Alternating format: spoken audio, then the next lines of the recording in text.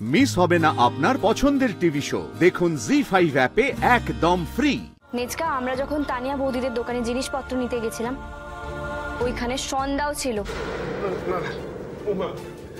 আমি বলছি শোনো, আমি মানছি ও হয়তো চুরি করেছে, না সেটা মস্ত বড় অপরাধ বৌমা, কিন্তু ঘটক দিদি আগুন লাগাতে পারে না, কোথাও একটা ভুল হচ্ছে তোমাদের।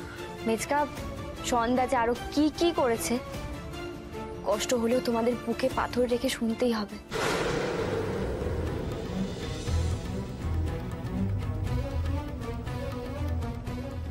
সন্ধ্যা, তোমার কাছে এই মুখোশটা এলো কি করে?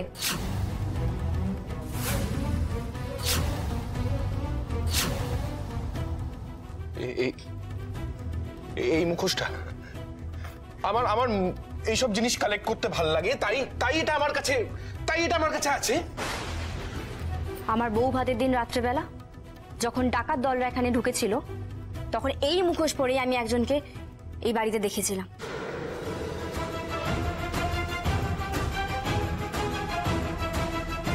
যে ওই ডাকাতগুলোকে সমস্তটা বুঝিয়ে দিচ্ছিল, কিভাবে চুরি করতে হবে, কিভাবে কোথা থেকে জিনিসগুলো নিতে হবে, সবটা।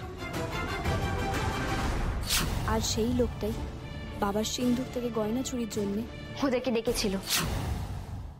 আমি হঠাৎ করে লোকটাকে আর দেখতে পাইনি, উধাও হয়ে গেছিল লোকটা। আমি বুঝতে পারছিলাম না লোকটা কোথায় গেল। কিন্তু আজ আমার কাছে সবটা খুবই পরিষ্কার যে লোকটা কোথায় গেছিল। ওই লোকটা আর কেউ নয়, সন্ধ্যাই ছিল। সন্ধ্যায় মুখোশটা ঘরে খুলে এসে সবার সামনে চলে এসেছিল, যাতে ওকে আর কেউ খুঁজেই না পায়, আর আমরা কেউ বুঝতেই না পারি খাল কেটে কুমির আর কেউ নয়, সন্ধ্যাই এনেছিল। মিথ্যে, সবটা মিথ্যে বলছো তুমি, সব মিথ্যে। না শোন, মিথ্যে নয়, একটা কথাও মিথ্যে নয়।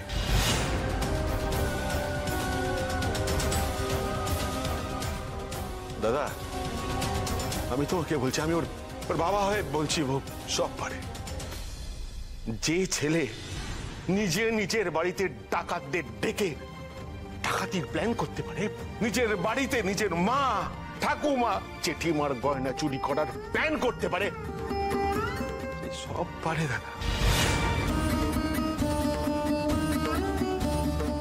আমি তোমাদের বলছি, ও আগুন লাগিয়েছে। হ্যাঁ, লাগিয়েছে।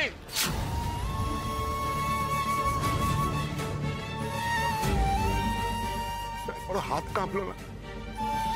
তুই এই বাড়ির ছেলে, এই বাড়ির এত বড় ক্ষতি করলি।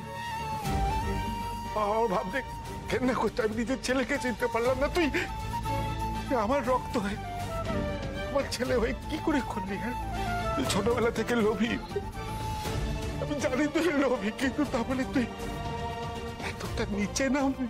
তোর বাপ জ্যাঠার ব্যবসার এত বড় ক্ষতি করলি, কি করে করলি তুই এটা? এত বড় কুলাঙ্গার কি করে পারলি? কি করে পারলো বুমা? ও আমাদের ছেলে হয়ে এত বড় সম্পর্ক করে দিল।